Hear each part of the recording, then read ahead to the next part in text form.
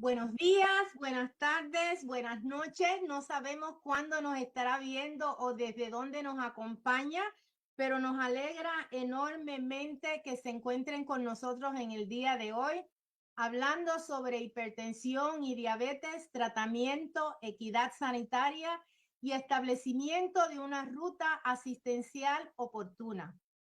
Este es un seminario web que está coordinando el Task Force de Comunicaciones de la Federación Internacional de Diabetes Región SACA.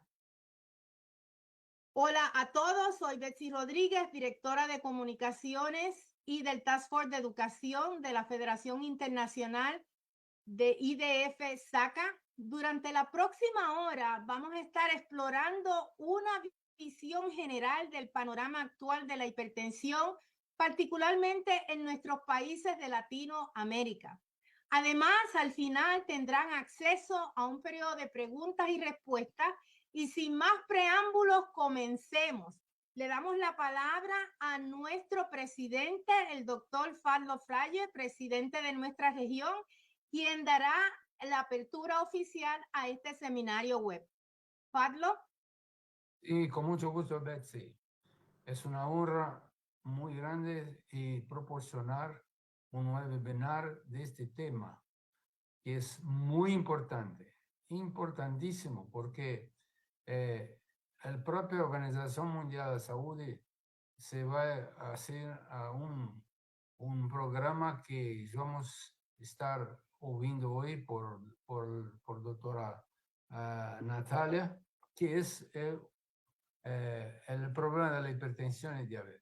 Sabemos nosotros que el diabetes empieza muy temprano y una de las manifestaciones es hipertensión y también la causa muy importante de las doenças cardiovasculares que afectan 75% de los óbitos de las personas con diabetes. Hipertensión y diabetes son los enemigos silenciosos. Evoluyen sin mucha percepción del paciente. Y esto se agudiza porque además que los pacientes no perciben, tenemos también el problema de la tomada de la atención de los pacientes. Sabemos que muchos de los profesionales a veces no miden y si miden, hay otro problema. Los esfigmomanómetros, los aparatos no están adecuadamente regulados. Eso es una serie de problemas que vamos a ver en este webinar, esta dimensión. Agradecemos mucho a todos los palestrantes, los que están con nosotros, y vamos directamente al tema. Gracias a todos. Gracias, doctor Fadlo. En el día de hoy, este tema tiene una resonancia personal para mí y les digo por qué. Porque yo soy una de las 1.100 millones de personas que viven con hipertensión en el mundo. Tengo acceso a una buena atención médica, pero muchas otras personas que experimentan hipertensión y diabetes quizás no tengan la misma suerte que tengo yo. La hipertensión es uno de los asesinos silenciosos del mundo. Por eso es importante que hagan share en este momento para que muchas personas puedan beneficiarse de este en vivo que estamos haciendo en el día de hoy sobre este particular tema que nos afecta a aquellos que vivimos con diabetes e hipertensión. ¿Qué objetivos tenemos para cubrir con ustedes en el día de hoy? Miren, vamos a discutir la etiología de la hipertensión y su relación y el impacto que tiene en las personas que viven con diabetes. Vamos a describir las mejores formas de diagnosticar oportunamente la hipertensión y vamos a explicar las medidas no farmacológicas, la selección del medicamento y las metas del tratamiento de la hipertensión con diabetes. Vamos a hablar de ese plan de alimentación tan importante. Tenemos la dicha de tener con nosotros a la doctora Natalia Vicenteni, que nos va a hablar de esta iniciativa global que incluye un paquete técnico de este programa HEARTS y esa es la ruta oportuna que vamos a buscar aquí para crear ese establecimiento de un mejor tratamiento para las personas que viven con diabetes e hipertensión, y vamos a estar abordando estrategias para mejorar la equidad en la salud de las personas con hipertensión y diabetes. Entonces, sin más preámbulos, permítanme presentarles nuestros ponentes en el día de hoy. Tenemos un panel exquisito de profesionales de la salud. Nos acompaña el doctor Roald Gómez, presidente de la Sociedad Venezolana de Endocrinología y Metabolismo. Él es médico internista, endocrinólogo, andrólogo, doctorado en medicina de la Universidad Autónoma de Madrid, profesor titular de la Universidad de los Andes, Mérida, Venezuela, y delegado por Venezuela de la Federación Internacional de Diabetes y presidente actual de la Sociedad Venezolana de Endocrinología y Metabolismo. Nos acompaña también el doctor Gabriel Literoff, médico especialista en medicina interna, especialista en medicina de familia, tiene un magíster en diabetología y es jefe de diabetología del Hospital Santa María en Buenos Aires, es presidente de la Federación Argentina de Diabetes y director del Comité Científico y director de Asuntos Internacionales de la FAD, y miembro del board de la Federación Internacional de Diabetes y director del Task Force de Diabetes y Desastre de IDF, y nos acompaña desde Argentina. El doctor Gómez nos acompaña desde Venezuela. Y luego tenemos a la doctora Natalia Becentini, médica egresada de la Universidad de Buenos Aires, se especializó en cardiología clínica, realizó un posgrado de estadísticas en ciencias biológicas del Instituto del Cálculo de la Facultad de Ciencias Exactas de la Universidad de Buenos Aires. Es la coordinadora del libro de evidencias en cardiología, ediciones 7 y 9, y es la actual coordinadora del Programa Nacional de Enfermedades Cardiovasculares de la Dirección Nacional del Abordaje Integral de Enfermedades No Transmisibles del Ministerio de Salud de la Nación, y además es coordinadora de la unidad coronaria del Hospital de Alta Complejidad, el Cruce Néstor Carles Kirchner. Sin más preámbulos, les dejo con nuestro primer ponente, el doctor Roald, que compartirá con nosotros información valiosísima. Doctor Gómez.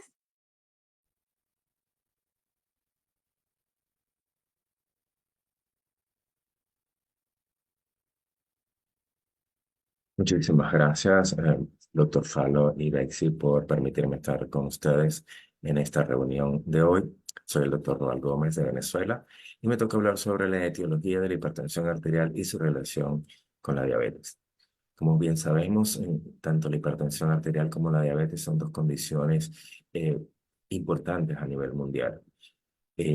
Más del 30% de la población cursa con hipertensión arterial y el 8 al 10% de la población mundial son diabéticos. De tal manera que son dos condiciones importantes de enfermedad en nuestro planeta.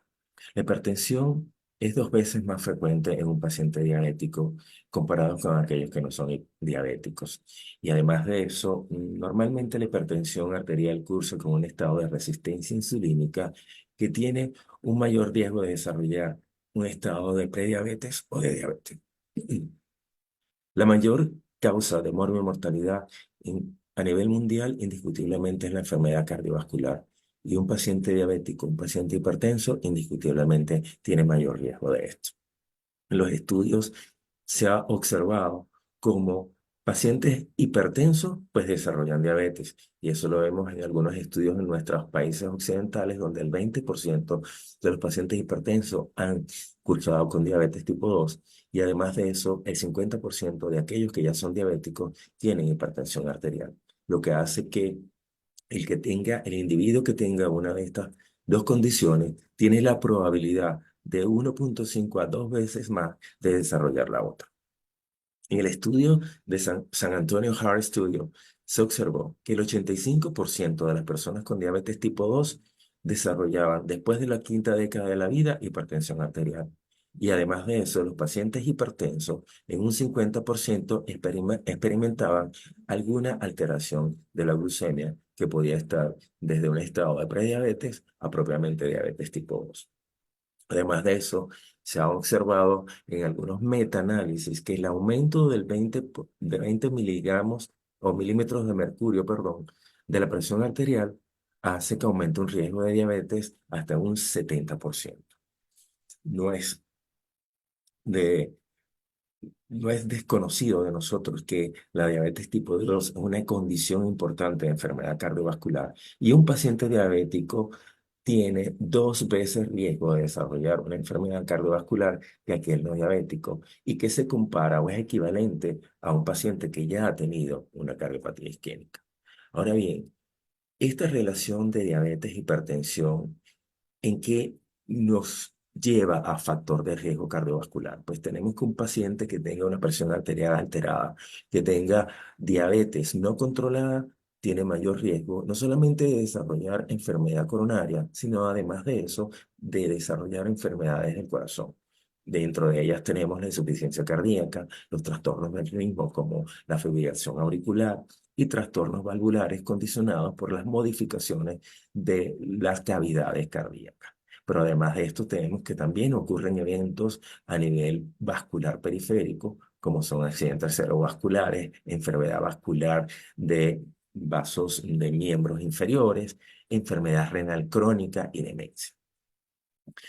Dentro de la etiología de la hipertensión arterial, tenemos que en un 90 o 95% la principal causa de hipertensión arterial es la hipertensión esencial, donde la fisiopatología hasta ahora no está muy clara, existe una carga genética importante, pero además de esto, esto es una condición multifactorial, donde vemos que hay elementos que son modificables y elementos que no son modificables. Indiscutiblemente, cuando hablamos de elementos no modificables, estamos hablando de esa carga genética, donde si nuestros padres son hipertensos, nuestra familia es hipertensa, muy probablemente nosotros vamos a tener un riesgo de desarrollar hipertensión arterial. Pero además de eso tenemos una gran cantidad de factores que son modificables y que si se van sumando, condicionan a un individuo a desarrollar hipertensión arterial, como son el sobrepeso, la obesidad, el sedentarismo, el estrés mental, los hábitos alimentarios, el alto consumo de sodios, las dietas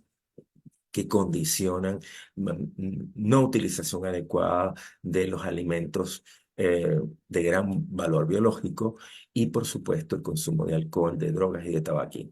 Si nos ponemos a analizar estos factores que son modificables, vemos que son los mismos factores de riesgo para diabetes, de tal manera que los factores de riesgo modificables son similares para hipertensión arterial y para diabetes tipo 2. Tenemos otras causas secundarias de diabetes que apenas equivalen al 5 al 10% de hipertensión.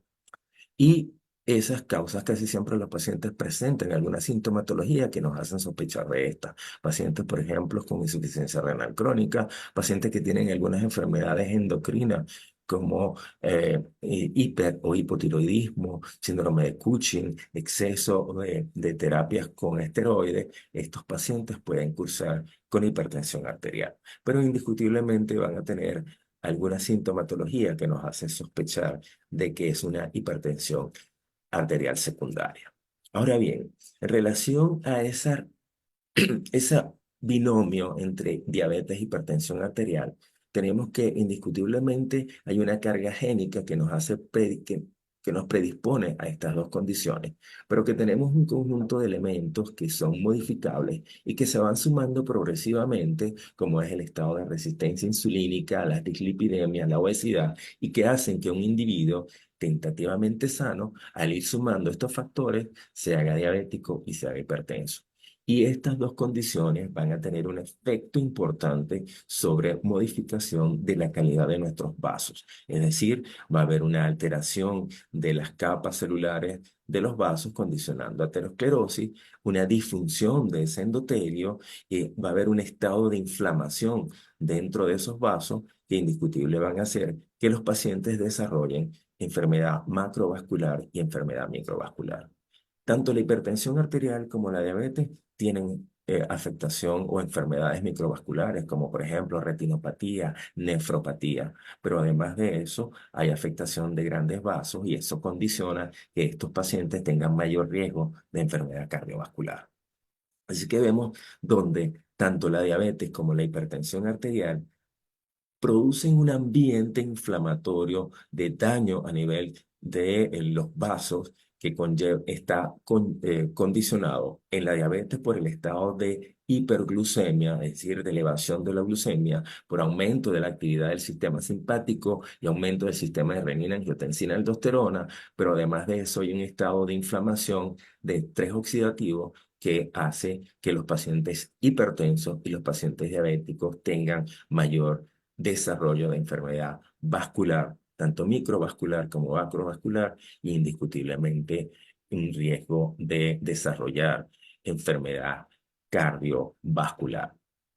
Así tenemos que un paciente con alteración de la glucemia, con niveles elevados de presión, los cuales no llegan a un nivel adecuado, pues tenemos que estos pacientes van a tener modificación a nivel de las cavidades cardíacas, como hipertrofia del ventrículo izquierdo, modificación de la función cardíaca, conllevando a una falla o una insuficiencia cardíaca, pero además de eso, daño microvascular a nivel renal, conllevando a un estado de enfermedad renal crónica, y a nivel de vasos periféricos también vamos a tener lesiones que condicionan que estos pacientes pues tengan riesgo vascular. En conclusión, la hipertensión y la diabetes son dos condiciones que van de la mano, viven juntas. La asociación de estas dos conlleva a un aumento de riesgo cardiovascular, pero indiscutiblemente el buen control tanto de la diabetes como de la hipertensión disminuye este riesgo, y obviamente la detención temprana tanto de la diabetes como de la hipertensión arterial disminuye que aparezcan estas complicaciones tanto microvasculares como macrovasculares. Muchas gracias.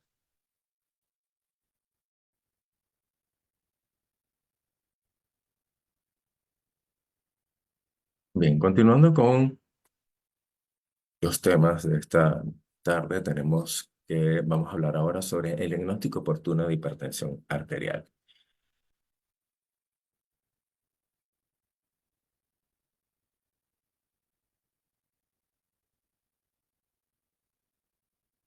Así tenemos que, recordando un poco, la Organización Mundial de la Salud, después de la obesidad, dictamina que tanto la hipertensión arterial como la diabetes mellitus tipo 2 son los dos factores de riesgo más prevalentes en nuestra población para desarrollar problemas cardiovasculares.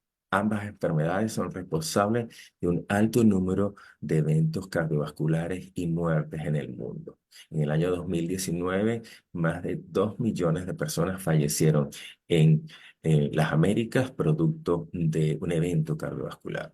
La detención temprana, indiscutiblemente, y el control de esto disminuye el riesgo cardiovascular. De tal manera que la prevención es la clave. Y por eso es tan importante hacer diagnóstico precoz, no solamente de diabetes, sino también de hipertensión arterial.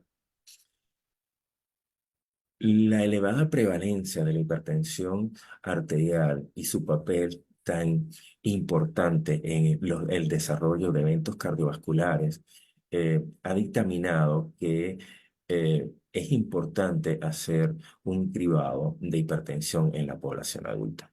Se recomienda que a partir de los 18 años se debe tomar la presión arterial a los individuos por lo menos cada 2 años.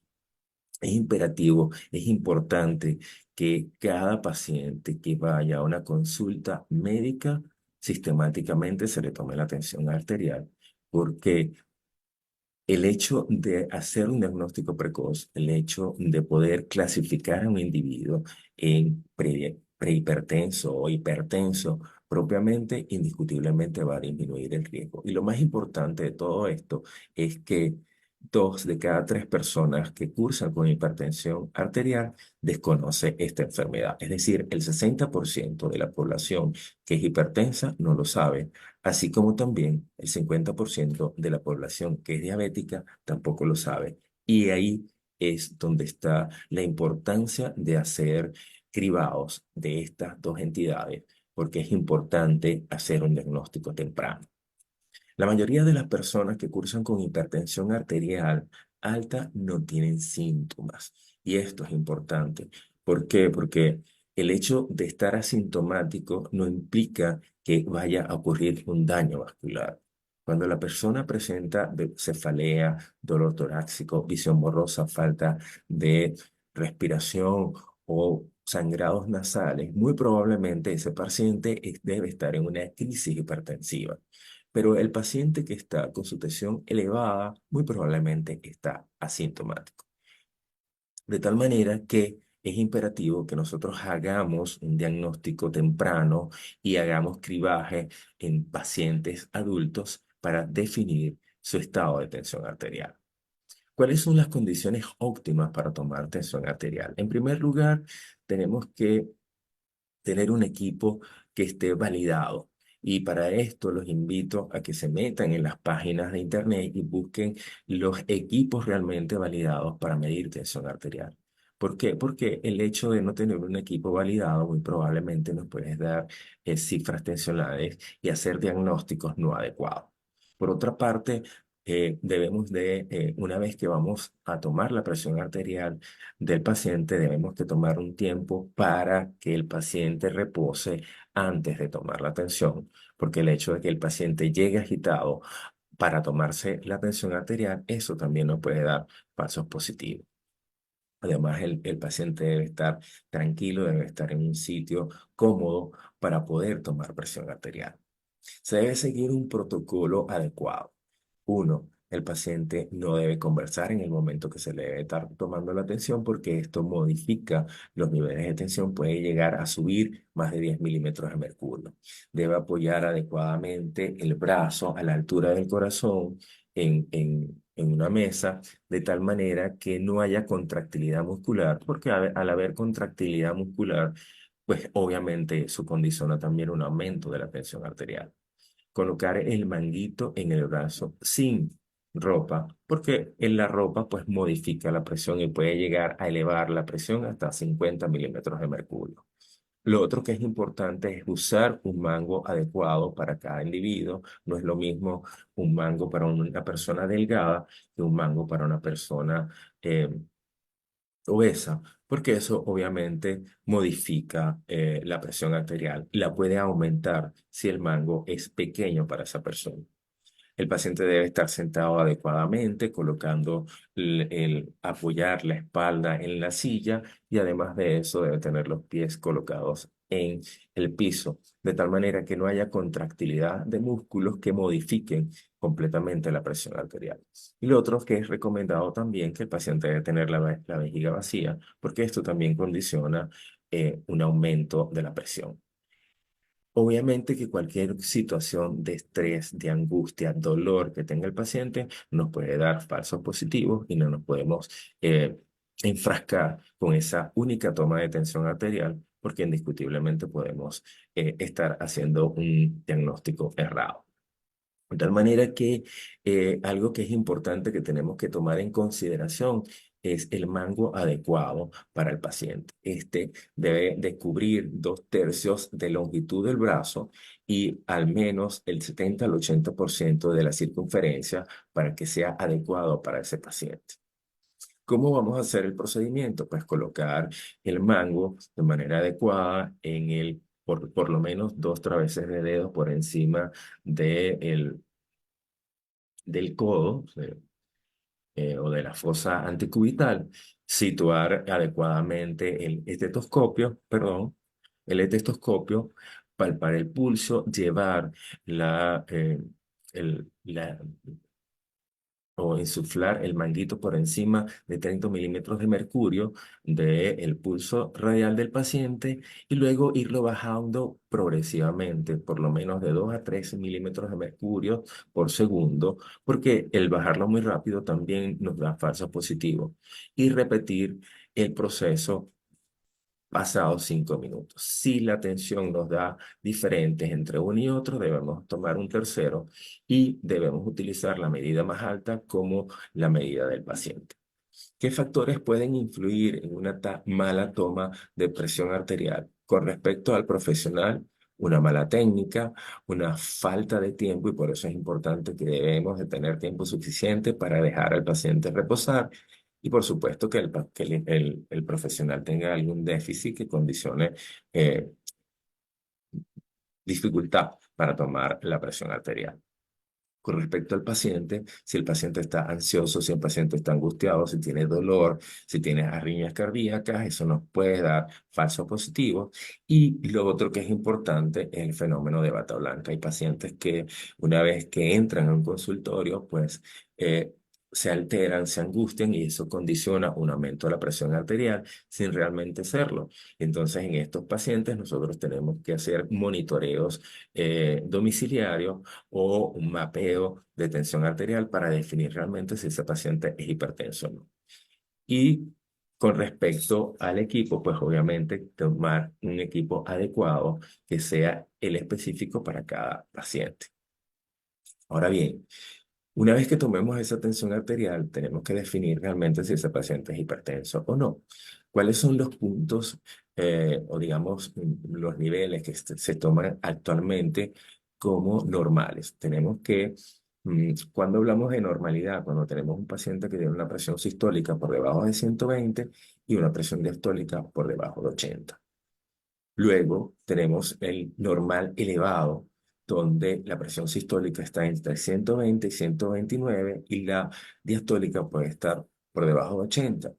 En estos pacientes debemos insistir en los cambios en el estilo de vida y hacer monitoreos continuos para definir a futuro si ese paciente vuelve a estar normal o pasa al segundo nivel, que sería una presión arterial alta o nivel 1, donde la presión arterial sistólica está entre 130 y 139 y la diastólica entre 80 y 89. En este grupo de pacientes es importante insistir en los cambios del estilo de vida, pero además de eso, determinar el riesgo de desarrollar un evento cardiovascular. Y si ese riesgo es alto, ese paciente debería recibir tratamiento. Luego tenemos la presión arterial alta, que es propiamente hipertensión arterial, que sería el nivel 2, donde la presión arterial está la sistólica por encima de 140 y la diastólica por encima de 90. Aquí estaríamos haciendo diagnóstico propiamente de hipertensión arterial y muy probablemente en este paciente que además debemos hacer determinar riesgo de desarrollar eventos cardiovasculares, este paciente debe recibir terapia, muy probablemente terapia combinada. Y por último tenemos el denominado crisis hipertensiva, donde el paciente tiene una presión arterial sistólica por encima de 180 y una diastólica por encima de 120 y obviamente esto es una emergencia. Algo que tenemos que tomar en consideración son factores de riesgo para enfermedad cardiovascular, tanto los factores demográficos como clínicos y de laboratorio. ¿Cuáles son esos factores? Un paciente de sexo masculino, en la edad, hombres mayores de 55, mujeres mayores de 65 o mujeres que estén ya en la fase menopáusica, los hábitos, el hábito tabáquico, el hábito alcohólico, el colesterol elevado y las HDL bajas, la presencia de ácido úrico que dictamina muy probablemente que ese paciente tenga un síndrome metabólico y por supuesto diabetes, sobrepeso, obesidad y el antecedente familiar de un evento temprano, de un evento vascular temprano, en un familiar de primer grado que haya tenido un infarto con un padre por debajo de 55 años y una mujer por debajo de 65 años. Todos estos factores son importantes en tomarlo en consideración para definir el riesgo que tiene un paciente a desarrollar un evento cardiovascular siendo hipertenso. En conclusión, es necesario una buena técnica de toma de tensión arterial para hacer un diagnóstico adecuado a la misma. Una detención temprana de hipertensión disminuye indiscutiblemente el riesgo de muerte y mortalidad por evento cardiovascular. La detención de los niveles elevados de tensión arterial nos permite un manejo terapéutico oportuno y algo que tenemos que insistir en todas estas enfermedades o condiciones crónicas y es que los cambios en el estilo de vida son la piedra angular para el control, no solamente de hipertensión arterial, sino de todas las enfermedades crónicas, incluyendo obesidad, incluyendo diabetes. Muchas gracias.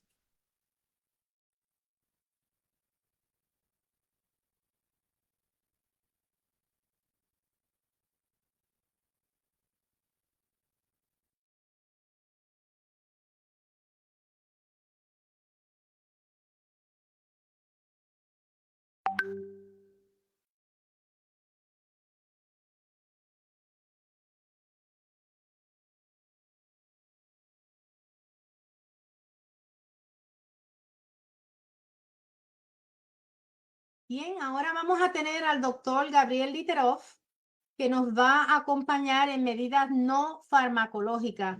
Doctor Literoff. Hola, ¿qué tal Betsy? ¿Qué tal amigos? Bueno, va a ser un gusto entonces conversar. Vamos a compartir pantalla para iniciar prontamente con esta presentación. Bueno, mi nombre es Gabriel Listerov, soy jefe de diabetología del Hospital Santa Marina de Monte Grande, dirijo el Comité Científico de Federación Argentina de Diabetes, soy magíster en diabetología, especialista en medicina interna. Vamos a comentar entonces algunos aspectos que tienen que ver con las medidas farmacológicas y no farmacológicas en una muy apretada síntesis, por supuesto. Bueno, desde hace muchísimos años, prácticamente 3 décadas, sabemos que el control de la glucemia no solamente o es insuficiente para controlar la diabetes. Sabemos que hay muchos factores de riesgo que tienen que ver con lo coronario, con lo cardiovascular, que es importante que nosotros podamos prevenir. Desde que tenemos la suerte, hace 100 años, de tener insulina, que permitió la sobrevida de las personas con diabetes, empezaron a aparecer complicaciones crónicas y tenemos que tenerlas muy, muy presentes. Entonces, como vemos acá, no solamente es importante mantener unos controles adecuados de glucosa en sangre, sino también prevenir los eventos cardiovasculares. ¿Y por qué? Esencialmente, la enfermedad cardiovascular es 2 veces más en aquellos que no tienen diabetes respecto a la enfermedad coronaria, es decir, los vasos del corazón, 2,5 más veces riesgo en las personas con diabetes respecto a la no diabetes, y también sabemos que de un 20 a un 40% de las personas que tienen diabetes tipo 2 pueden tener o desarrollar insuficiencia renal crónica. Dentro de las complicaciones o factores de riesgo nos vamos a concentrar entonces en esta presentación con los amigos que estamos compartiendo este evento, lo que tiene que ver con la presión arterial o hipertensión arterial. La hipertensión arterial entonces es una enfermedad controlable que tiene muchas causas y de no tratarla limita y complica la expectativa de vida. De tal modo que es importante saber que la presión arterial la podemos controlar, pero no se cura.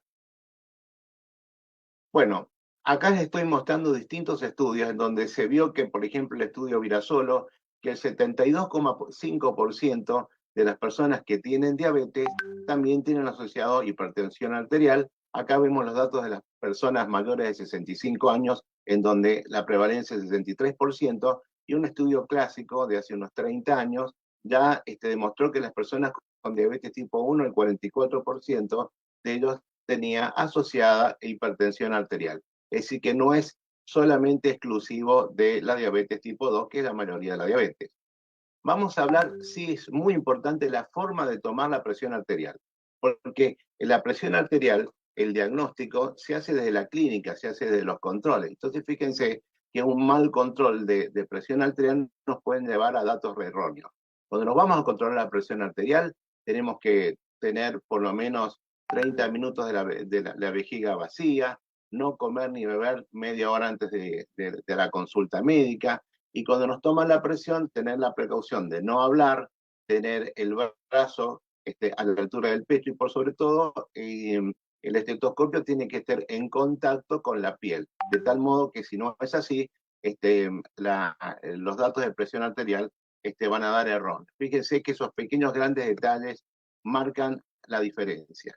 Bueno, y ahora vamos a definir la presión arterial. Yo les quiero comentar que distintas asociaciones científicas internacionales tienen distintos parámetros para definir la hipertensión arterial. Yo me voy a referir a los que presenta la Asociación Americana de Diabetes en su revista Diabetes Care. Y acá fíjense que se define a la presión arterial cuando tenemos una presión arterial que la gente le dice máxima, nosotros le decimos sistólica, igual o mayor de 130, y una presión mínima, que nosotros le decimos diastólica, de 80, en un promedio de 2 mediciones obtenidas en 2 ocasiones. Eso es muy importante, es decir, que una sola toma de presión no hace diagnóstico, a menos que tengamos esta situación que estoy comentando, en donde una persona que tiene presión arterial de 180, 110 y tiene una enfermedad cardiovascular previa, ya con esta sola toma ya diagnosticamos hipertensión arterial. ¿Pero qué vamos a hacer con las personas que tienen menos de este valor? Es decir, que tienen entre 120 y 129 de máxima, y una presión mínima de menos de 80, se tiene que confirmar la presión arterial mediante varias lecturas, entre ellas en el domicilio. Entonces, vamos a fijar cuáles son los objetivos del tratamiento. Para empezar, el objetivo del tratamiento tiene que ver con la propia persona, es decir, el tratamiento integral, farmacológico, tiene que ver también si estamos hablando de una mujer embarazada, que la persona tiene factores de riesgo coronario, si ha tenido ya un evento coronario, si ha tenido un accidente cerebrovascular, es decir, que siempre es personalizado. ¿Sí? Nos está recomendando la Asociación de Diabetes Americana comenzar el tratamiento con medicamentos cuando la presión arterial ya es mayor de 130/80. Y el objetivo que vamos a tener es que no supere los 130 de máxima y los 80 de mínima. Y en el caso de las mujeres embarazadas que ya son hipertensas previo a su embarazo, fíjense que iniciamos el tratamiento a partir de 140/90 con un objetivo que tiene que ser de presión arterial de 110 a 135 con 85 de mínima. Con respecto al monitoreo en el hogar es muy importante. Hay un estudio que se llama MAPA, que es un mapeo donde se está midiendo durante 24 horas la presión arterial, que nos permite tener una visión global de cómo está la presión de la persona a lo largo del día. Bueno, y vamos a hablar lo que ya nos había adelantado Robert y Betsy en cuanto a algunas cosas que tienen que ver con el estilo de vida. Bueno, acá vemos control de peso, el plan alimentario, el tema del alcohol, la actividad física, el tabaquismo, al cual lo vamos a definir uno por uno. Es importante saber que para nuestro organismo, tanto la sal como la glucosa son muy valiosas, tan valiosas que tenemos mecanismos para captarlo desde la orina y que no se nos escape nada porque son importantes para nuestra vida. Pero las personas con diabetes tipo 2 tienen aumentada la expresión de captar la glucosa y de captar la sal, de manera tal que activamente en las personas con diabetes tipo 2 se capta mucha glucosa y se capta mucha sal. De tal modo que tenemos que tener en cuenta que todas las personas con diabetes tipo 2 son retenedores de sodio. Es sumamente importante. Entonces, y también es importante ver dónde está la sal, porque habitualmente pensamos que la sal está en el salero y no advertimos que muchos alimentos lo contienen y no lo advertimos. A veces le preguntamos, ¿usted come con sal? No. Y le vamos a preguntar algunas cosas y después vamos a darnos cuenta que sí está comiendo con sal. Solamente el 30% de la sal que consumimos está en el salero. El resto está en todo esto, en los productos de Copetín, caldo, queso rallado, fiambres, embutidos, encurtidos. Ahí está la mayoría de la sal de los alimentos. Este estudio de la FDA nos muestra que solamente el 11% de la sal es lo que usamos el salero y el 77% tiene que ver con los alimentos envasados, más allá de ese 12% que vemos que tiene que ver con la presencia natural de sodio en los alimentos que consumimos. Es decir, que sin darnos cuenta estamos inundados de productos con sal. Y acá damos un ejemplo de una persona que dice, bueno, uso muy poquita sal. Entonces acá vemos un plato de fideos con salsa muy típico de Argentina y le preguntamos, ¿usted come sin sal? Sí, sí. Y después vemos que los fideos que se compran en el supermercado ya vienen con sal como conservante.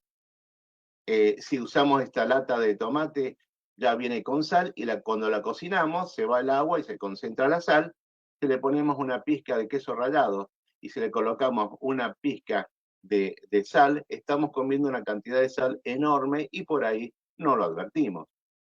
Y es importante tener en cuenta que algo tenga sabor dulce no quiere decir que no tiene sal. Entré a la página oficial de estos dos productos y verán ustedes que tenemos en una porción de 28 gramos 170 miligramos de sodio, mientras que en este producto azucarada estamos aportando por cada porción más sodio que con las papas fritas que nosotros consumimos. De manera tal que, por ejemplo, en Argentina nadie se le ocurriría dar a un chico un desayuno con papas fritas, y sin embargo, por ahí si le damos estos alimentos estamos aportando más sodio que si le diéramos estas papas fritas. Entonces, ¿cuál es la medida de sal ideal para cualquier persona?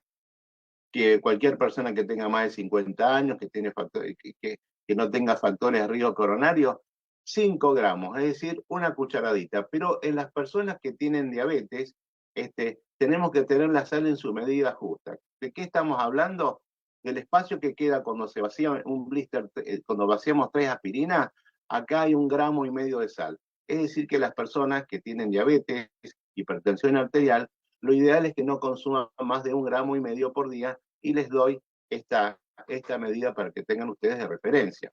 Con respecto al hábito de fumar, les quiero comentar que cada cigarrillo contrae las arterias y aumenta la presión arterial y aumenta la frecuencia cardíaca durante 15 a 30 minutos. Entonces, fíjense aquellos que fuman un atado por día, cuánto tiempo se les contrae las arterias, que aparte de los problemas coronarios, genera envejecimiento precoz y otros problemas. Hay un estudio que les quiero comentar que es importante, el estudio Framingham, nos demostró que las personas fumadoras tienen un 70% de riesgo de accidente coronario. Las personas convivientes de un fumador no fumador tienen las mismas, da el mismo riesgo. Es decir que cuando una persona no fuma, pero su entorno fuma, es como si fumara.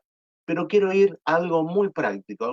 Vamos a hablar, porque el tema del tabaquismo, todo el mundo sabe los perjuicios que tiene, pero quiero dar una vuelta de tuerca, y es la vuelta de tuerca económica, para ver cuántas cosas está pasando si una persona fuma.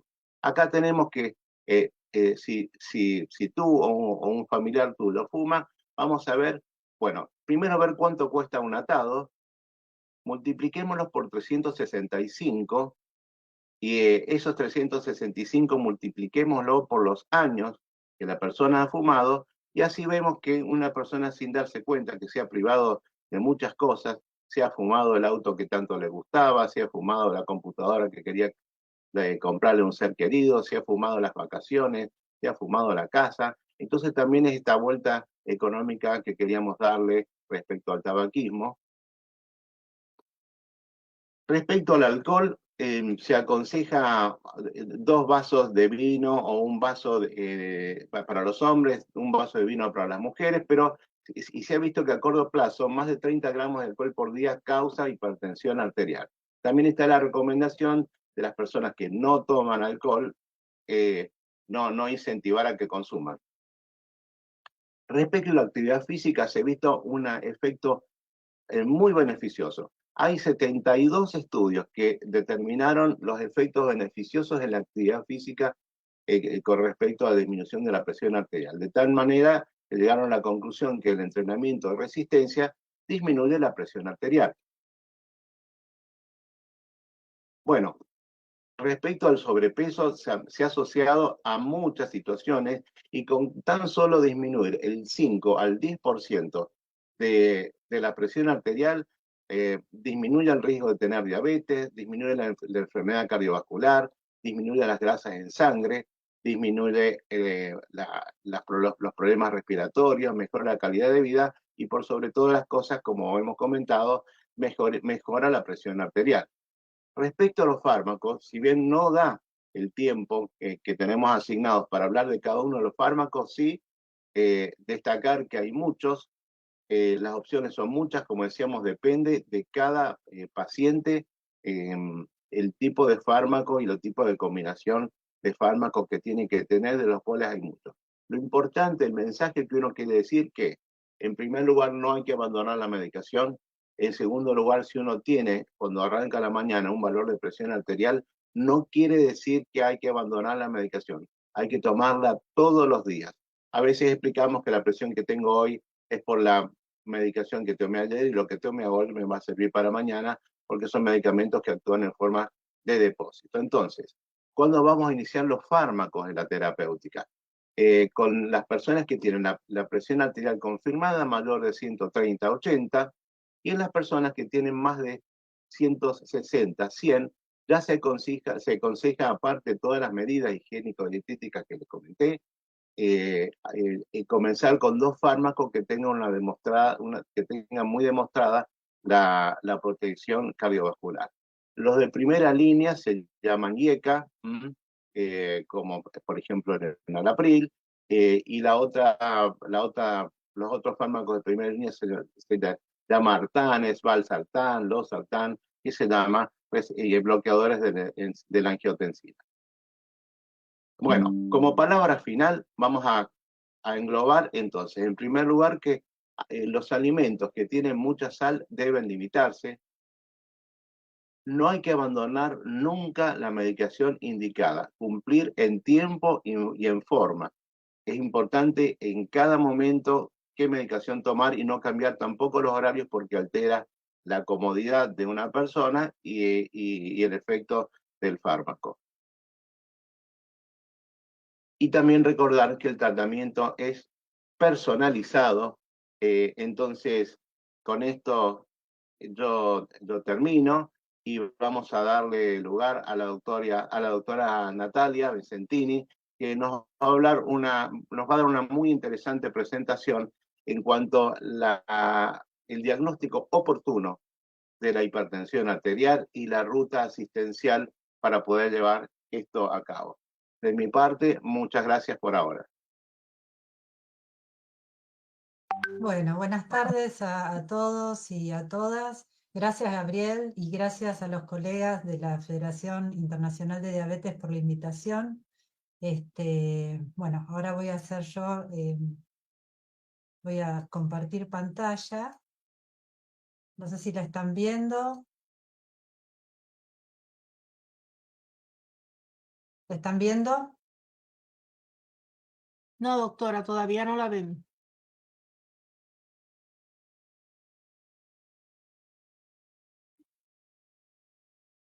Fin de presentación. A ver, no sé si Gabriel quedó compartiéndose tu pantalla o... Sí. Probablemente. Ahí está. Ahí me parece que sí. A ver ahora. ¿Ahora? Perfecto. Bien, bueno. Bueno, ustedes saben que, bueno, yo voy a hablar desde mi rol como coordinadora de un programa nacional. En este caso, lo que estamos desde el programa de prevención de enfermedades cardiovasculares, estamos en vías de implementar en la Argentina la estrategia HERTZ, y de eso voy a hablar en el día de la fecha. Vamos a dar la justificación de este tipo de estrategias y de qué se trata, digamos, los principales pilares de esta estrategia. A ver. Bueno, como saben, las enfermedades no transmisibles son una prioridad dentro de la agenda de salud pública. Ustedes fíjense que desde el año 1990 hasta ahora siguen siendo la principal causa de muerte, y cuando desglosamos y digamos, vemos el detalle de las enfermedades no transmisibles, las enfermedades cardiovasculares forman parte de la primera causa de muerte antes y ahora. Fíjense también que en el año 1990 la diabetes y la enfermedad renal crónica formaban parte de la causa número 11 y ahora es la quinta causa de mortalidad en el mundo. Por eso las enfermedades no transmisibles son la principal causa de muerte, causan más del 60% de las muertes a nivel global, y como una, digamos, característica de inequidad y desigualdad, más del 80% de estas muertes ocurren en países de bajos y medianos ingresos. Es por eso que hay una agenda internacional donde, por ejemplo, están los Objetivos de Desarrollo Sostenibles que se determinaron en el año 2015, que dice que al 2030 nosotros tenemos como uno de tantos objetivos bajar un 30% de la mortalidad por enfermedades no transmisibles. Y para eso la Organización Mundial de la Salud estableció 2 tipos de estrategias. Estrategias poblacionales, que son la Empower, Active, Replace y la SHAKE. SHAKE es son estrategias poblacionales que tienen que ver con generar marcos regulatorios, normas, leyes, que, por ejemplo, en lo que, como hablaba Gabriel, disminuir el aporte de sodio en todo el tipo de alimentos para que esta estrategia poblacional sea digamos, siga siendo es una de las más costo efectivas como estrategia poblacional. Y dentro de los servicios de salud, una de las estrategias que se está planteando es la iniciativa HEARTS. La iniciativa HEARTS es una estrategia de implementación en primer nivel de atención que responde al modelo teórico del modelo de atención primaria de enfermedades crónicas, donde cada uno de estos módulos está asociado a una de las dimensiones de la estrategia del modelo. Así que, bueno, ahora igual vamos a hablar específicamente de eso. ¿Qué pasa con la hipertensión en las Américas? Fíjense que la prevalencia va variando. Yo tengo marcada la Argentina porque de ahí vengo, pero fíjense que nosotros argentinos tenemos una prevalencia de casi 47%, con un muy mal control. 2 de cada 10 pacientes tiene la presión controlada. Y bueno, entonces la prevalencia va variando. Canadá es una de las menores y Perú aparentemente una de las menores países con prevalencias más bajas. Como en todo, digamos, como en toda enfermedad crónica hay una cascada, ¿no? Hay un porcentaje que no conoce su condición de hipertensos, esto es aproximadamente entre un 30 y un 40%, y hay un porcentaje que sí sabe que está tratado y a pesar de eso no llega a las metas.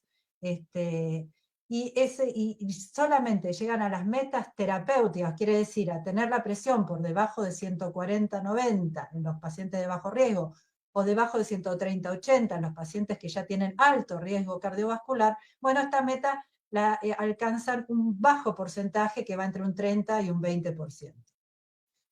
Entonces, bueno, yo tengo los números de Argentina, pero tenemos dos grandes problemas y esos son los problemas que tenemos que corregir. El subdiagnóstico de todas estas entidades, hipertensión, diabetes, enfermedad renal, y el subcontrol, que son estas personas que sí conocen su condición, pero no llegan a cumplir con las metas terapéuticas. Nosotros en Argentina tenemos un 30% de personas hipertensas que no saben que lo son, un 40% de personas diabéticas que tampoco conocen su condición, y la que tiene el peor, digamos, número en lo que tiene que ver con el subdiagnóstico son las personas con enfermedad renal crónica, las cuales 9 de cada 10. Y con respecto a los controles, es un poco los números que venimos conversando.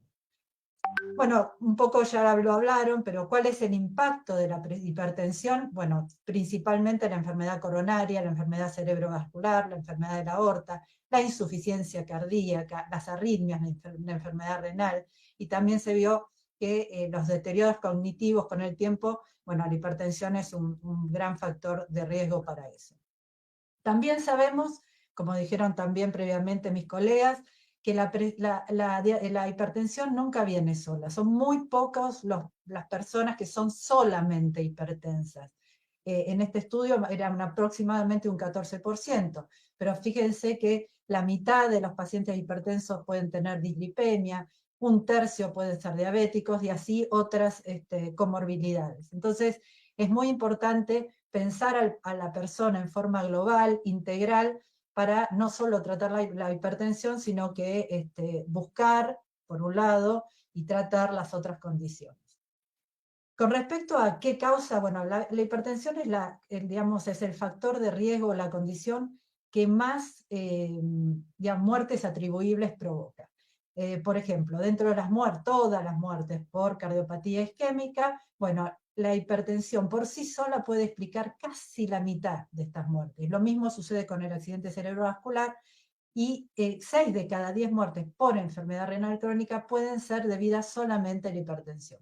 Esto cuando se asocia con diabetes, por supuesto, está potenciado y es muchísimo más.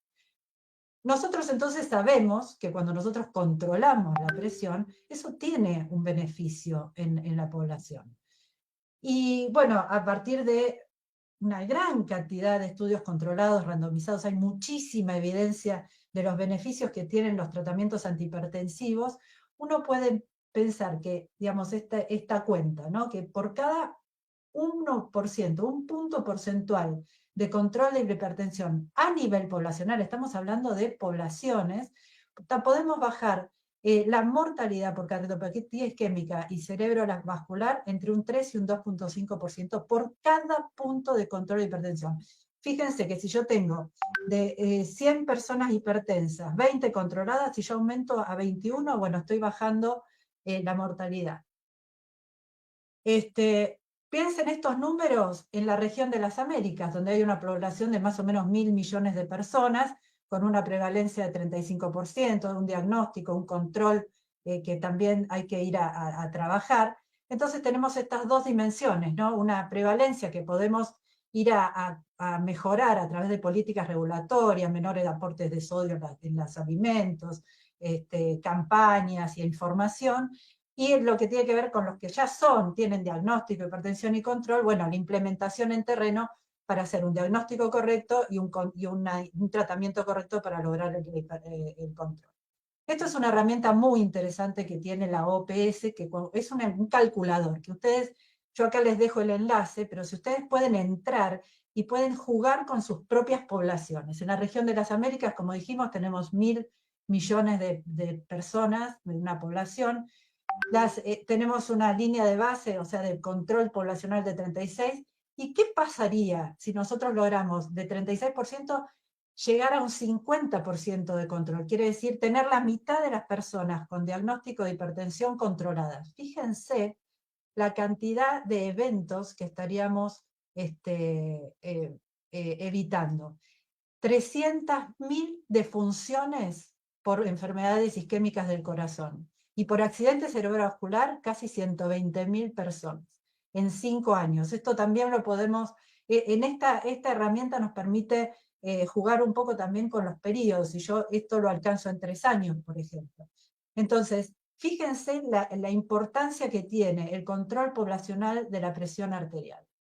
Ahora, ¿qué pasa y por qué no logramos alcanzar la población? Pues sabemos un montón, hay un montón de evidencia, hay un montón de medicación. Bueno, hay una cosa que se llama brecha de implementación. Y lo que viene a hacer la estrategia HEARTS es estandarizar, armonizar todos los procesos de atención para disminuir el subdiagnóstico y aumentar así la tasa de control. Nosotros esta brecha de implementación es lo que es la distancia que hay entre la acción sobre la salud de las personas que provocan una falla en la implementación de de intervenciones que ya sabemos que son efectivas y seguras. Y cuando nosotros desatendemos problemas de implementación, esto nos está costando no solamente vidas, como vimos ahí en este calculador, sino también nos cuesta mucho dinero, ¿no? O sea, las personas se enferman más, gastan mucho más recursos de salud, quedan con ciertas discapacidades. Entonces es muy importante que todo lo que sabemos que es un montón, lo transformemos en lo que hacemos. Y acá sí viene a, acá se configura lo que es HEARTS. HEARTS entonces es un modelo de atención que tiene ciertas, pilares o podríamos decir acciones. Es una iniciativa de muchos países, se está en este momento implementando en más de 33 países en toda Latinoamérica, está liderado por ministerios de salud, lo acompaña técnicamente la OPS, y está basado está orientado al primer nivel de atención. HEARTS es un acrónimo, la H es el módulo que tiene que ver con el asesoramiento para los pacientes, o sea, tiene que ver con el empoderamiento del paciente para que, cambie su estilo de vida.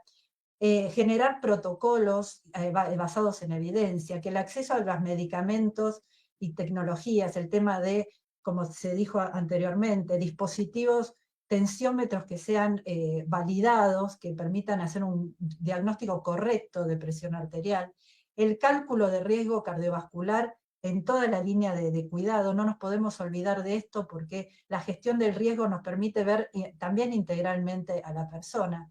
Empezar a trabajar en equipo multidisciplinario, que no sea solamente el médico el que está tomando la presión, el que la registra y el que toma las decisiones, sino que haya un equipo y un flujograma de atención en nuestros centros de atención primaria para que no se nos escapen estas personas hipertensas, y por supuesto un sistema de monitoreo, de registro de todo lo que hacemos, registrar en las historias clínicas cuál es la presión arterial, sin redondeos, eso es fundamental, para empezar a poder gestionar nuestros recursos y ver dónde estamos parados y hacia dónde vamos. Como dijimos, es digamos, una estrategia que se está implementando en varios lugares en América Latina y en otras partes del mundo también. Este es un artículo que yo me gustaría compartir, es Factores Impulsores, que son acciones muy concretas para lograr el control. ¿Y en qué se basa? Como dijimos antes, protocolos estandarizados, el trabajo en equipo, transferir competencias, ver que los enfermeros puedan manejar un protocolo terapéutico para ir escalando la medicación si no hay una respuesta correcta, los circuitos de coordinación entre niveles y un trabajo intersectorial con universidades y otros actores. ¿Por qué necesitamos estandarizar procesos? Y acá es importante que ustedes piensen que HEARTS es una digamos, implementación en terreno, pero con una visión poblacional. Entonces, nosotros, a través de protocolos estandarizados de tratamiento, disminuimos errores de acción o por omisión. Hay pasos a seguir. Toma correcta de la presión arterial, cálculo de riesgo cardiovascular, metas a alcanzar. Si no alcanzamos las metas, el escalamiento de tratamiento. Ahora yo les voy a mostrar una herramienta que se llama Vía Clínica. Nos permite cada una de estas cosas, medir cada una de estas etapas para gestionar los recursos necesarios, y de esta manera vamos a establecer equidad. ¿Por qué? Porque todas las personas que asistan a nuestro medio y a nuestros centros de atención primaria van a estar, digamos, evaluados digamos, de la forma integral y basados en evidencia. Digamos, todas estas herramientas que yo les voy a mostrar están basadas en evidencia a través de guías de práctica clínica. Y el objetivo obvio, como dijimos antes, es disminuir el subdiagnóstico y lograr el control. ¿Cuáles son los pilares técnicos de HEARTS? Bueno, capacitación y educación, no solamente en la toma correcta, como se mostró antes, cuál es el correcto técnica de control de toma de presión arterial, sino la educación, lo que tiene que ver con el protocolo de tratamiento. La utilización de dispositivos validados, no todos los dispositivos sirven para la presión arterial, tiene que empezar a ver en todos nuestros países, eso es muy difícil de lograr, que nuestras entidades regulatorias no dejen que se comercialicen todo tipo de dispositivos, sino aquellos que son validados. El acceso a medicamentos que son los que se manejan en los protocolos estandarizados.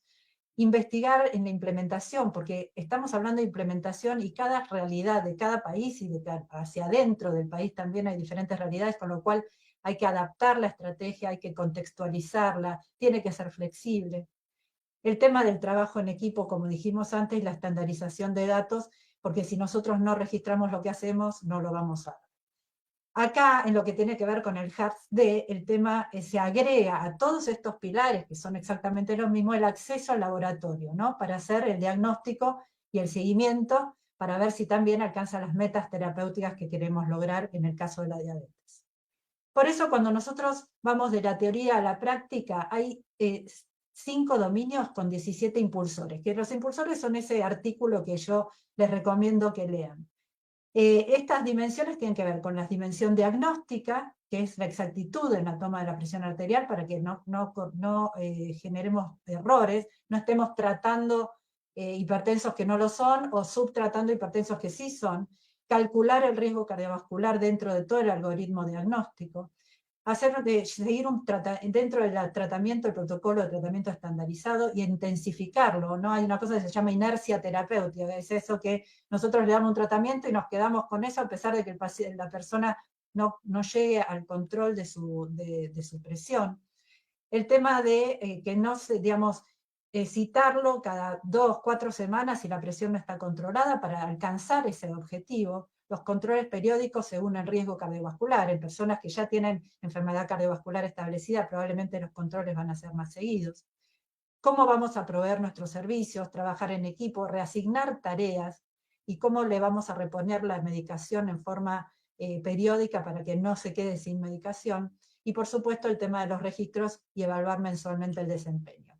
Nosotros en la Argentina tenemos, bueno, un grupo de metodólogos excelente, donde a través de metodología GRADE tenemos guías de prácticas clínicas nacionales y también nos guiamos por la guía de la OMS de hipertensión, y a través de estas 3 guías lo que nosotros elaboramos es uno de los pilares de la estrategia HEARTS, que es nuestra vía clínica. Nuestra vía clínica es un gran resumen de las guías de práctica clínica, guías de práctica clínica que además están basadas en la mejor evidencia, y cada uno de estos pasos incluye estos impulsores de los cuales yo les hablaba. El punto A tiene que ver con cómo nosotros medimos la presión arterial, el punto B, no nos podemos olvidar de medir el riesgo cardiovascular, acá está el QR que nos lleva al calculador de OPS, cómo vamos a usar la estatina, cuál es la meta terapéutica de la presión arterial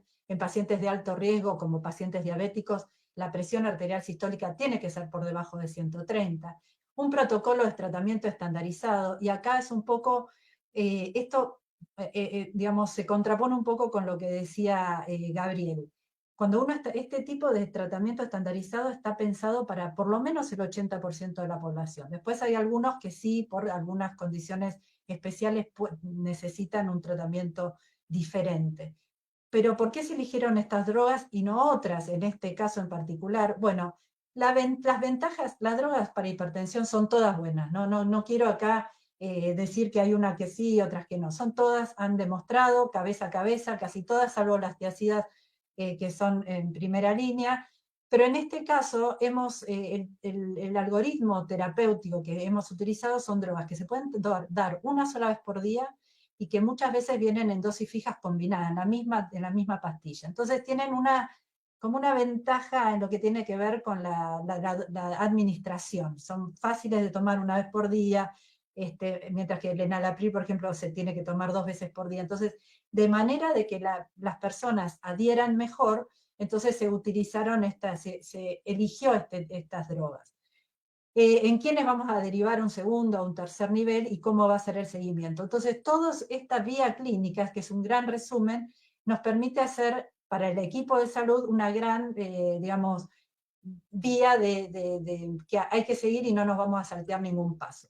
Nosotros en Argentina hemos hecho, está presente la doctora Julieta Méndez, que es la coordinadora del programa de diabetes, y bueno, ellos han desarrollado, fue la primera vía clínica en toda Latinoamérica de diabetes y la de enfermedad renal con el equipo de renal. Y la verdad es que las 3 vías dialogan entre sí perfectamente, todas tienen estos pasos para seguir, para no olvidarnos del cálculo de riesgo cardiovascular, del algoritmo terapéutico, de quién tenemos que derivar por si tienen alguna complicación, y todas incluyen estos impulsores, ¿no? En el caso de diabetes y renal, bueno, el tema del acceso al laboratorio fundamental, no es solamente, nosotros tenemos solamente el tensiómetro, ellos necesitan un laboratorio, y el tema de reducir el riesgo cardiovascular, porque tanto la diabetes como la enfermedad renal crónica son 2 condiciones que ya aumentan el riesgo cardiovascular.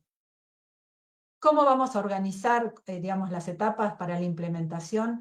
Bueno, primero, obviamente hay que contar con la participación política, tiene que haber responsables nacionales y de cada una de las jurisdicciones, y se forman grupos de trabajo técnicos que alcancen estas dimensiones que yo les digo, ¿no? El tema de recursos físicos, recursos humanos, registro, ¿no? El tema de sistemas de información. Se empiezan a seleccionar sitios para comenzar la implementación y se elabora primero un informe de situación, una línea de base. Se empieza a implementar y se empiezan a medir, y a partir de ahí se monitorea y se va para escalar, para evaluar cómo va la estrategia y cómo se escala. Cualquier equipo de gestión de HEARTS tiene que estar formado. Nosotros tenemos un equipo como si fuera central a nivel del Ministerio de Salud Nación, pero al ser un país federal, tenemos 24 jurisdicciones donde la idea es que haya equipos locales de gestión, justamente por implementación es en terreno y va a depender más de las jurisdicciones. Pero todo equipo de gestión tiene una dirección de enfermedades crónicas, OPS, las sociedades científicas, la Dirección de Atención Primaria de la Salud, sistemas de información. Nosotros hay algunos programas de financiamiento que están trabajando en nuestro país, y acá esto genera rectoría, evidencia científica. Tanto las sociedades científicas como los médicos comunitarios son los que van a implementar. La medicación es fundamental para que no falte esa medicación que aparece en la vía clínica. Los reportes periódicos, la capacitación continua, el trabajo en equipo, todas estas cosas conforman un sistema que va a mejorar la calidad de atención y la equidad en la atención. Hay muchas herramientas, capacitaciones, protocolos, algoritmos, y esto tiene, al ser una implementación, cuando uno implementa en la vida real, hay que contextualizar, como dijimos, flexibilizar, adaptar. OPS tiene un montón de capacitaciones que ya, bueno, esto yo se los puedo dejar para que vean el link y entren a cada una.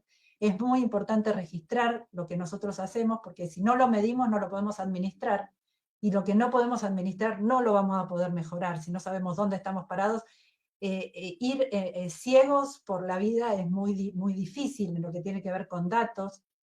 Las dos variables que nosotros queremos perseguir es disminuir el subregistro. Entonces, de los pacientes hipertensos estimados de una población determinada, tenemos que llegar a registrarlos, a hacer diagnóstico, y de aquellos que ya hicimos diagnóstico necesitamos llegar a la meta terapéutica con una presión menor a 140/90, o en el caso de los que tienen alto riesgo cardiovascular con una presión sistólica de menos de 130. ¿Qué aprendimos nosotros? Nosotros tenemos esta particularidad. Tenemos un sistema de salud fragmentado, donde está el sector público, el sector privado, el sector de las obras sociales, y además sobre eso tenemos 24 o 25 jurisdicciones, donde cada una tiene su Ministerio de Salud. Entonces es muy importante el alineamiento político, ¿no? Como para alinear voluntades y tener a todos los sectores sentados en la mesa para que todos tiremos para el mismo lado. Sociedades científicas, universidades, para poder implementar esta estrategia. Generar estos grupos de trabajo técnicos con roles, por un lado políticos, pero otros operativos, que van a cumplir estos impulsores, estos puntos que yo les di a conocer, y siempre involucrando a los coordinadores de los centros de atención primaria o de algunas regiones. Utilizar siempre las herramientas de estandarización de procesos, como la vía clínica o algunos flujogramas de atención en red. Y por supuesto, seleccionar una fuente de información válida. Disculpas. Porque es importante el tema de registrar y saber para dónde vamos. Así que como conclusiones, la hipertensión es el factor de riesgo con más impacto o peso para el desarrollo de la enfermedad cardio y cerebrovascular. Por eso hay que lograr un correcto diagnóstico y control en las personas que sufren. El control poblacional de la presión arterial va a impactar directamente en la cantidad de muertes y discapacidades. Hay mucha evidencia científica, es extensa, y lo que tenemos que hacer es implementar medidas que son costo efectivas y utilizando las herramientas disponibles para lograr, mejorar nuestra práctica que va a impactar directamente. Así que muchísimas gracias. Espero que haya sido claro la charla, que haya servido. Muchas gracias, doctora. Ahora vamos a pasar a la sección de preguntas y respuestas. Así que animo a los que nos están siguiendo en nuestras redes sociales de Facebook, en YouTube y en Twitter, de que compartan sus preguntas en este momento. Yo quisiera tomar 3 segunditos simplemente como educadora en diabetes para recordar algunos puntuales que están relacionados a ese aspecto del empoderamiento de los que vivimos con condiciones crónicas como es la diabetes y con enfermedades concomitantes como es la hipertensión. Primero, número 1, que la educación es el pilar angular del tratamiento. Quiero que se lleven ese mensaje. La región SACA tiene asociaciones en cada uno de nuestros países. Y si usted visita nuestra página web, puede encontrar ahí la información, contacto de cada una de las asociaciones. Ahí van a ofrecerle esa educación que es tan importante. ¿Y por qué es importante? Número uno, porque los ayuda en la aceptación del diagnóstico. Número dos, porque el acompañamiento médico constante es importantísimo. Entonces lo van a conectar con un sistema de salud. Número tres, porque el autocontrol de la diabetes y de la hipertensión es sumamente importante, y para ese autocontrol las personas deben adquirir, número uno, el conocimiento, número dos, desarrollar las estrategias. ¿Para qué? Para tomar decisiones diarias sobre el estilo de vida y sobre el tratamiento.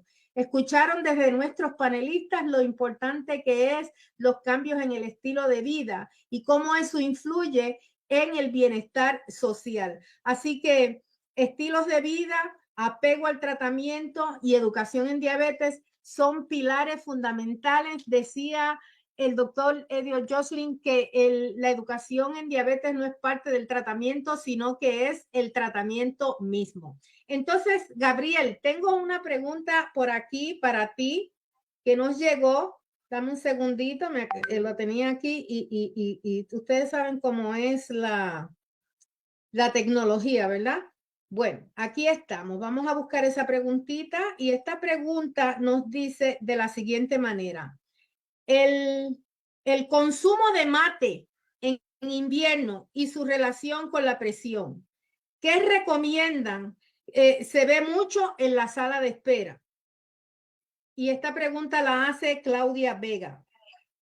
Bueno, vamos a contestarla a Claudia. La verdad que es una pregunta muy sensible porque especialmente en Argentina, Paraguay, en Uruguay se consume mucho mate.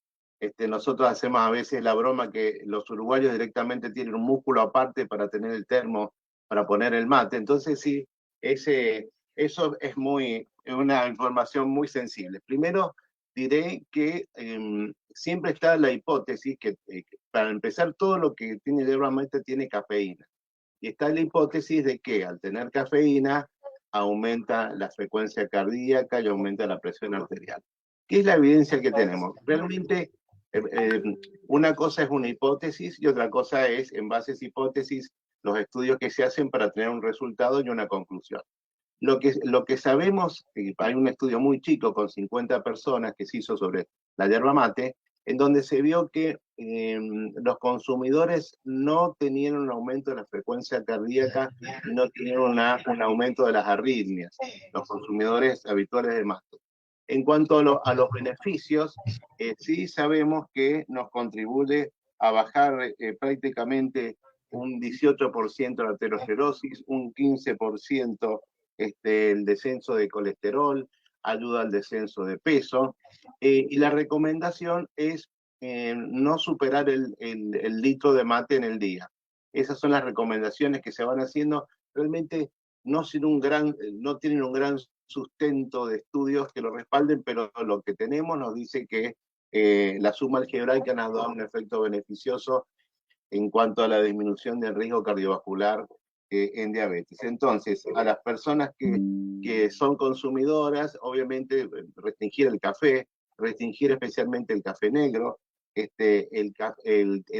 té de anís también tiene mucha cafeína, es decir que hay que tomarlo con moderación.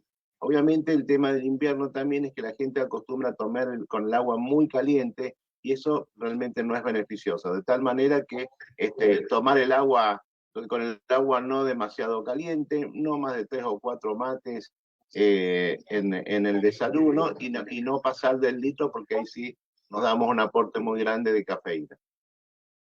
Doctor Gómez, por aquí tenemos otro comentario. Dice, la frecuencia de personas con descontrol de alta presión por cada país.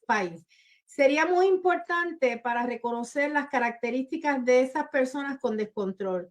En este caso, ¿qué alternativas sugieren tomar para mejorar el control de la alta presión en personas para que mejoren el control? Vamos, lo ideal, ¿sí me oyes? Sí. Vale, lo ideal es que se haga un monitoreo de tensión en las consultas periódicas de cada paciente. La recomendación a nivel de todas las sociedades es que pacientes mayores de 18 años deben de tener controles de tensión arterial por lo menos 2 veces al año, y aquellos pacientes con factores de riesgo y a mayor edad, pues cada vez que acudan a una consulta deberían de hacerse controles de tensión arterial, porque es la única manera de realmente podamos detectar los pacientes que cursan con tensiones arteriales elevadas. Lo otro que es importante en aquellos pacientes que estén recibiendo tratamiento, hacer las consultas periódicas. Los pacientes que no estén bien controlados deberían de tener un control de consultas mensuales hasta lograr un buen control de tensión arterial, y posteriormente de lograr ese buen control de tensión arterial se debería hacer las consultas periódicas cada 3 a 6 meses. Gracias. Doctora Vicentini, Sí. ¿por qué se recomienda la utilización de tensinómetros automáticos validados? Bueno, es un gran tema, es un tema que se está tratando a nivel mundial, la OPS está... piensen tener un laboratorio con un aparato que mide mal la glucemia. Entonces vamos a tener un montón de pacientes que o son diabéticos, o dice que son diabéticos y no lo son, o dice que no lo son y son diabéticos. Con el tensiómetro validado pasa lo mismo. Nosotros necesitamos, para hacer el diagnóstico correcto, aunque esta sea una práctica que yo creo que está subestimada en la práctica clínica, pero al tomar la presión arterial es un proceso de diagnóstico, digamos, que tiene que ser relevado, y por eso necesitamos utilizar dispositivos validados. ¿Qué quiere decir que un dispositivo esté validado? Que ha pasado una prueba como si fuera un ensayo clínico y que estuvo comparado con el gold standard, que es el de mercurio, que no se puede utilizar por el tema de las toxicidades, ya están prohibidos hace bastante tiempo, pero en esa prueba que se hace, se comparan los dos y entonces se ve si realmente a través de, hay protocolos ya, hay un protocolo, un ISO 9000, no me acuerdo, pero digamos, cuando atraviesan por ese proceso y el dispositivo automático es comparable con la toma de presión por mercurio, con digamos, hecho como corresponde, entonces sale, digamos, se puede hacer una validación clínica. El tema es que menos del 20% de los modelos de tensiómetros pasan por ese proceso. Hay páginas, el Medaval, y yo si quieren después se las comparto, donde uno puede ir a chequear si el modelo que uno quiere comprar es un modelo que está validado o no, porque están, digamos, hay listados donde habla de la validación clínica de un dispositivo. Nosotros sacamos una recomendación en el Ministerio para que las futuras compras, ya sea de los Ministerios de Nación o de los ministerios provinciales, aún de los lugares privados, empiecen a cambiar por dispositivos automáticos validados. Porque además nosotros, seres humanos, tendemos a redondear también, y no está bien redondear. Nosotros necesitamos que si la presión es 137/93, nosotros tenemos que anotar 137/93 y actuar en consecuencia. No es 130/90, y el anaeroide tiende a que uno redondee. ¿Y Bueno. qué hacer si esa... Perdón. ¿Y qué hacer si esa presión me la toman y me salió alta? ¿Cuál es la recomendación? A ver, como dijo el doctor Gabriel, el diagnóstico de hipertensión es cuando hay dos tomas separadas de más de, en nuestro caso, nosotros lo discutimos mucho cuando hicimos la guía de práctica clínica, tomamos el nivel de 140/90. La meta en pacientes de alto riesgo, como pacientes diabéticos, con enfermedad renal o aquellos con enfermedad cardiovascular establecida, es más estricta. Tenemos que lograr presiones arteriales sistólicas de menos de 130. ¿Por qué pusimos esto? Porque estamos pensando, si nosotros empezamos a decir alto riesgo 130, qué sé yo, podemos confundir al primer nivel de atención. Entonces queremos que digamos que como es una política poblacional, sea algo sencillo de entender y que todos vayamos por lo mismo. Entiendo, digamos, que las guías americanas, sobre todo, están haciendo el diagnóstico con más de 130. El riesgo cardiovascular es un continuo, entonces si nosotros bajamos la presión, el beneficio va a ser igual, independientemente de por qué tenemos riesgo alto. Nosotros cuando hacemos el diagnóstico de hipertensión arterial, lo que dicen las guías es que inmediatamente empezamos con el tratamiento farmacológico, además de, por supuesto, la recomendación y la educación en los cambios de estilo de vida. Pero no demoramos el tratamiento farmacológico una vez hecha el diagnóstico de hipertensión, porque ¿qué pasa?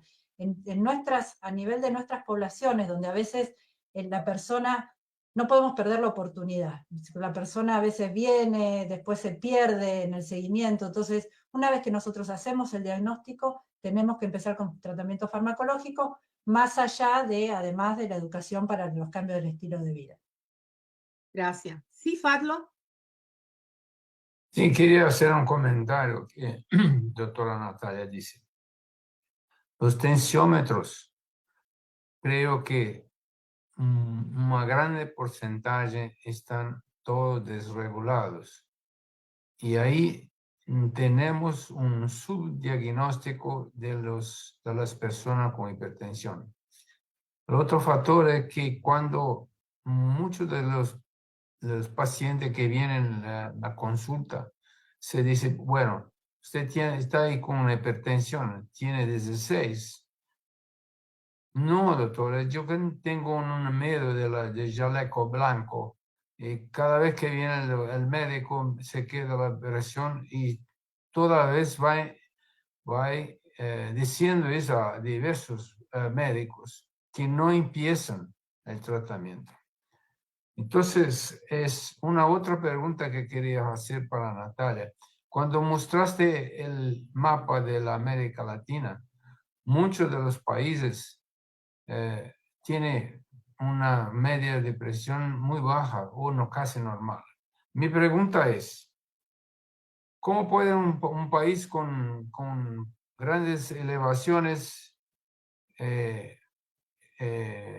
territoriales, con montañas, que sabemos que la altitud aumenta la presión, y tiene poco reporte, o es un dado ainda no explotado, los ministerios de la salud no tienen dados precisos a estos países?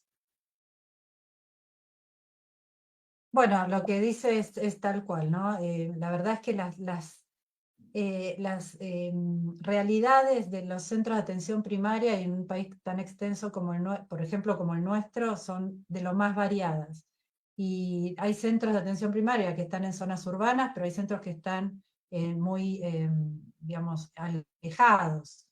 La realidad es que nosotros lo que promovemos a través de la implementación de HEARTS es que se vayan incluyendo todos los centros de atención primaria. Entonces, si uno logra establecer estos protocolos de tratamiento que son, o sea, son estandarizados, uno podría llegar a lograr no solo el diagnóstico de estas personas que están, digamos, de difícil acceso, sino también el control, siguiendo estos pasos, digamos. Creo que, por supuesto, los países, por ejemplo, ayer tuvimos una reunión con OPS, El Salvador lo está haciendo muy bien, República Dominicana lo está haciendo muy bien con respecto a la implementación de HEARTS, Chile, pero primero tienen países más pequeños, por un lado, con menos cantidad de personas y menos cantidad de centros de atención primaria, y menos variabilidad y diversidad de poblaciones y de centros de atención. Y después también otra cosa que sucede es que estos países además tienen como una forma unitaria de manejo de la salud pública, donde hay un Ministerio de Salud Nación que baja políticas a todo el territorio y todos hacen lo mismo. Nosotros somos, como cada provincia es autónoma en el manejo de sus políticas de salud, hay como un paso intermedio y a veces es difícil llegar al territorio. Pero bueno, en eso está la diversidad, la adaptabilidad y buscarle digamos, a la estrategia, adaptarla a nuestras situaciones, ¿no es cierto? Doctor gracias. Doctor Gómez, ¿cuál es la más importante, la presión sistólica o la presión diastólica?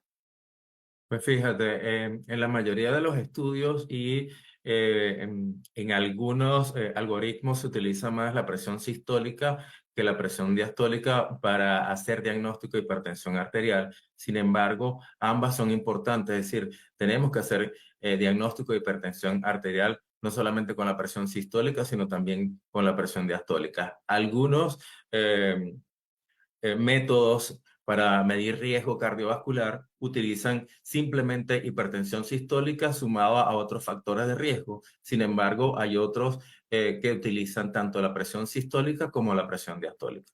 De tal manera que no nos podemos centrar exclusivamente en decirle a un paciente hipertenso simplemente con una de las dos, sino que tenemos que ver las dos.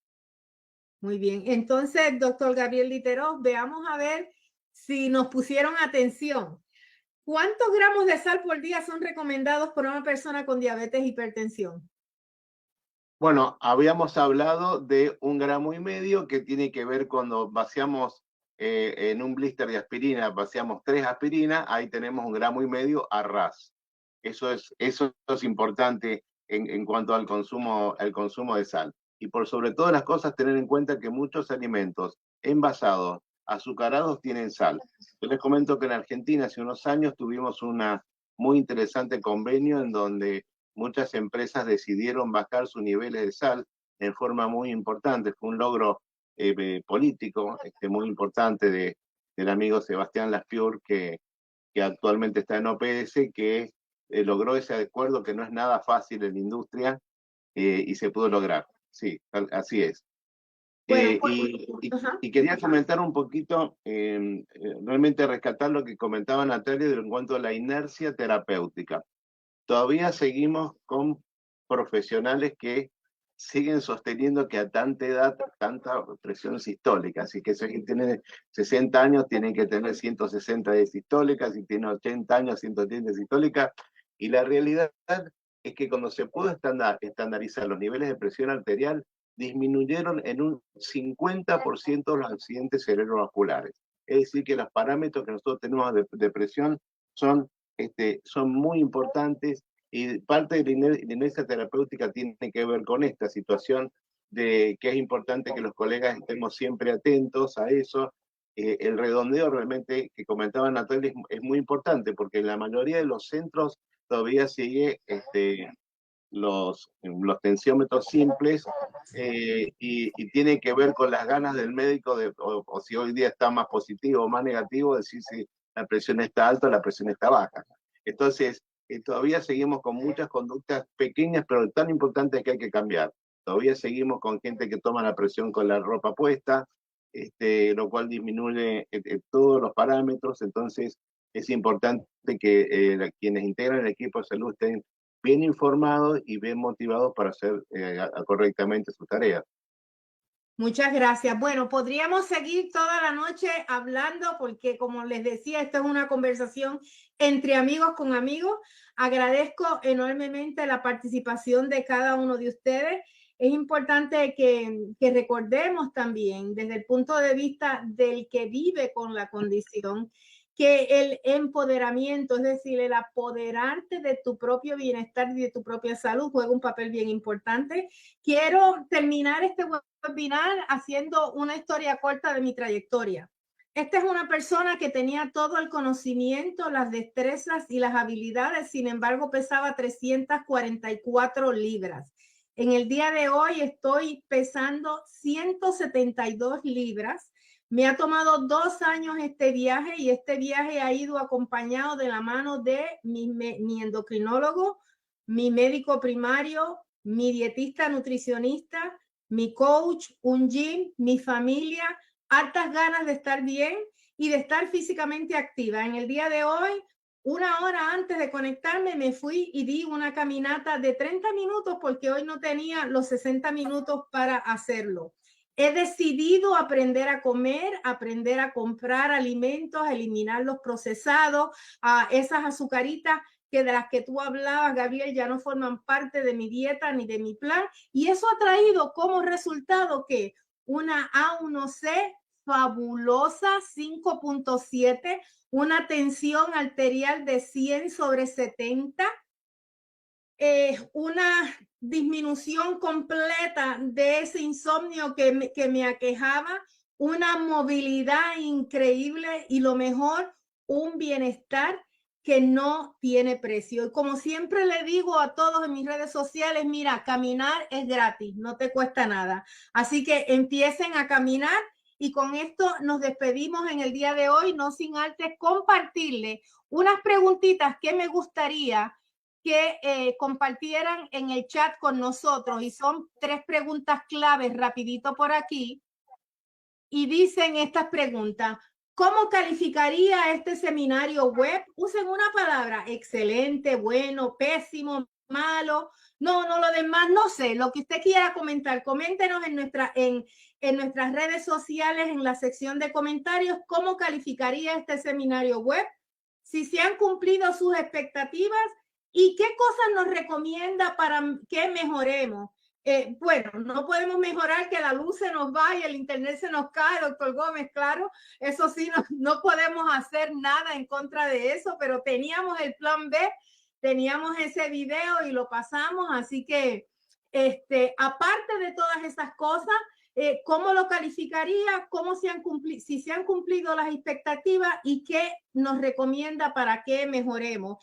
Y por último, ¿qué otros temas o tópicos quisiera que nosotros estuviéramos trabajando? Le invitamos a que visite nuestras redes sociales. Todo este mes lo hemos dedicado a hipertensión y diabetes, consejos fabulosos que resumen prácticamente todo lo que los ponentes en el día de hoy han hablado con nosotros. Así que agradecemos enormemente el que nos haya acompañado. Y por favor, Fadlo, cierra este evento como nuestro presidente. Agradecida. Gracias. En nombre de la Federación Internacional de Diabetes, región de Sudamérica y Centralamérica, agradecemos a todos los ponentes por esta más una actividad de educación de nuestro Task Force Educación. Es un tema extremadamente importante y lo que aprendemos hoy fue muy importante a todos. Agradecemos y con ese tema sigue los ministerios de la salud, casi todos los países, colocando el sello negro en los alimentos altamente que tienen alto teor de sodio. Muchas gracias a todos. Muchas gracias por la audiencia y por la paciencia del tiempo. Gracias a todos. Compartir, compartir, compartir. Esa es la regla ahora. Gracias. Chao. Chao, chao.